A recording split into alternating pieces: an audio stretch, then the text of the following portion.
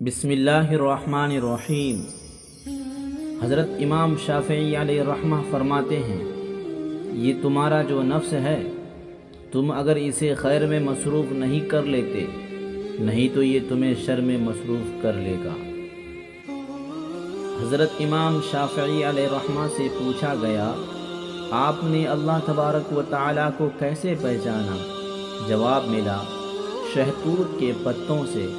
جسے بکری کھاتی ہے تو مینگنی بنتی ہے، ہرن کھاتا ہے تو مشک بنتا ہے، اور ریشم کا کیڑا کھاتا ہے تو ریشم بنتا ہے۔ کوئی تو ہے جو ایک ہی شے سے مختلف چیزیں بناتا ہے، اور وہ اللہ تبارک و تعالیٰ کے سوا کوئی نہیں۔ لوگوں کی باتیں پتھروں کی طرح ہوتی ہے، ان کو پیٹھ پر لاد لوگے تو یہ ٹوٹ جائے گی، ان کو اپنے قدموں تلے ایک برج بنا لو تو ان پر چڑھ کر بلند ہوتے جاؤ۔ دل زبان کی کھیتی ہے، اس میں اچھی تخم ریزی کرو، اگر سارے دانے نہ اگ سکیں گے تو پک کر ضرور اگ جائیں گے۔ اللہ تعالیٰ کے راستے میں خوش قسمتی سے چل پڑے ہو تو تیز بھاگو۔ تیز بھاگنا کسی وجہ سے مشکل ہے تو آہستہ بھاگ لو۔ تھک گئے ہو تو چل لو، یہ بھی نہ کر سکتے تو گھسیٹ لو، مگر واپسی کا کبھی بھی نہ سوچنا۔ اگر چاہتے ہو کہ اللہ تبارک و تعالی تمہارا دل روشن فرما دے تو غیر ضروری گفتگو سے بچو، گناہوں سے دور رہو، اور کوئی نہ کوئی ایسا عمل خیر ضرور کیا کرو جس کا علم خدا کے علاوہ کسی کو نہ ہو۔ جس پر دنیا کی محبت غالب ہوتی ہے وہ اہل دنیا کا غلام بن جاتا ہے۔ علم کا مزہ اسے آتا ہے جس نے تنگ دستی کے باوجود علم حاصل کیا ہو۔ جو غصہ کے بات پر غصہ نہ کرے وہ گدھا ہے، اور جو منانے پر نہ مانے وہ شیطان ہے۔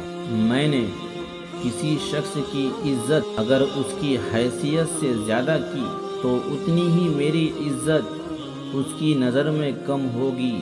جس طرح بصارت کی ایک حد ہوتی ہے، اسی طرح عقل کی بھی ایک حد ہوتی ہے جہاں وہ ٹھہر جاتی ہے۔ جاہل کو اس بات کا یقین ہوتا ہے کہ وہ عالم ہے، اس لیے وہ کسی کی بات نہیں سنتا۔ 4 چیزیں بدن میں قوت پیدا کرتی ہے: گوشت کھانا، خوشبو سونگھنا، کثرت سے غسل کرنا، سوتی کپڑے پہننا۔ 4 چیزیں نظر کو تیز کرتی ہے: خانہ کعبہ کے سامنے بیٹھنا، سوتے وقت سرما لگانا، سبزہ زار کی طرف دیکھنا، صاف جگہ بیٹھنا۔ 4 چیزیں عقل کو بڑھاتی ہے: فضول کلام سے پرہیز کرنا، دانت صاف کرنا، صالحین کی مجلس میں بیٹھنا، علماء کرام کی صحبت اختیار کرنا۔ 4 چیزیں رزق کو بڑھاتی ہیں: تہجد کی نماز پڑھنا، کثرت سے استغفار کرنا، کثرت سے صدقہ کرنا، کثرت سے ذکر کرنا۔ مخلوق میں سب سے زیادہ ہمدردی کے قابل وہ ہے جو تنگ حالی کے باوجود ہمت سے زندگی بسر کرتا ہے۔